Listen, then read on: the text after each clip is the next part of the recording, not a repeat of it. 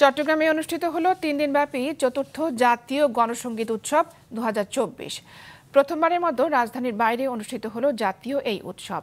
বাংলাদেশ গণসংগীত সমন্বয় পরিষদের আয়োজনে চট্টগ্রাম শিল্পকলা একাডেমিতে এই আয়োজন শুরু হয় 26শে এপ্রিল, যা চলে 28শে এপ্রিল পর্যন্ত।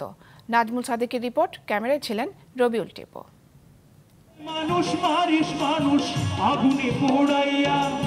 গানের কথায় ও সুরে গণসংগীত ঝংকার তোলে শরীরে, উদ্দীপ্ত করে হৃদয়, উজ্জীবিত করে প্রতিবাদী হতে।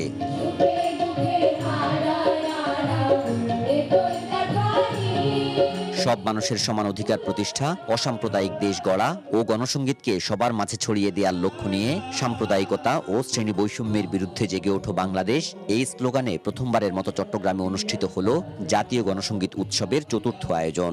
খুবই ভালো লাগছে, সবার সাথে দেখা হয়, মিলন মেলা একবারে মাটির গানগুলা অথবা আমাদের প্রিয় যে গানগুলো আমরা এই অনুষ্ঠানে এসে আমরা শুনতে পাই। সারা বাংলাদেশ থেকে বিভিন্ন জেলা থেকে অনেক শিল্পী এসছে, যে তাদের মাধ্যমে আমাদের এক একজনের এক এক যে আঞ্চলিকতার যে বিষয়গুলো আছে সেগুলো আমরা এক একজন এক একভাবে দিচ্ছি।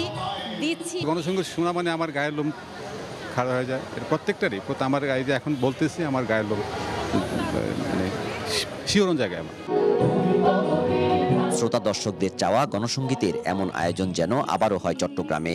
খুলনা থেকে এসছে, ঢাকা থেকে এসছে, নোয়াখালী, তারপর বিভিন্ন জেলা থেকে এসছে, সম্ভবত 32টা দল এখানে অংশগ্রহণ করেছে। গণসংগীত, জনগণের সঙ্গীত চট্টগ্রামে হচ্ছে, খুব ভালোই লাগলো। তরুণদেরকে আপনার গণসংগীত না শোনালে আমরা উজ্জীবিত হওয়ার নতুন কোনো ধারণাই পেতে পারি না।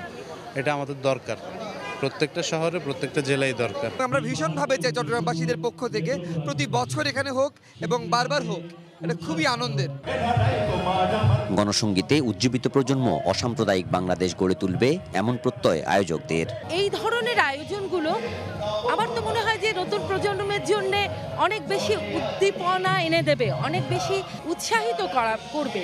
কারণ একটা সভা কিন্তু অনেক বেশি আলোড়িত করতে পারে না, যে একটি গণসংগীত যে আলোড়নটা করতে পারে, যে আন্দোলনের যে জোয়ারটা আনতে পারে। 3 দিন ধরে এই যে ব্যাপক একটা মানুষের অংশগ্রহণ সারা পড়েছে চট্টগ্রাম অঞ্চলে, এটি তো আমাদের চাওয়ার মধ্যে ছিল। এইভাবে যদি সারা দেশটাকে আমরা জাগিয়ে তুলতে পারি, তাহলে আমার মনে হয় আমাদের যে স্বপ্নের বাংলাদেশ, যে অসাম্প্রদায়িক শোষণমুক্ত সাম্যের বাংলাদেশের কথা আমরা বলি, সেই বাংলাদেশ প্রতিষ্ঠায় আমরা অনেক দূরে এগিয়ে যেতে পারবো। 3 দিনের এই উৎসবে একক ও দলীয় গণসংগীত পরিবেশন করেন ঢাকা, সিলেট, পাবনা ও চট্টগ্রাম সহ সারা দেশের 6 শতাধিক শিল্পী। নাজমুল সাদেকি, মাছরাঙা সংবাদ, চট্টগ্রাম।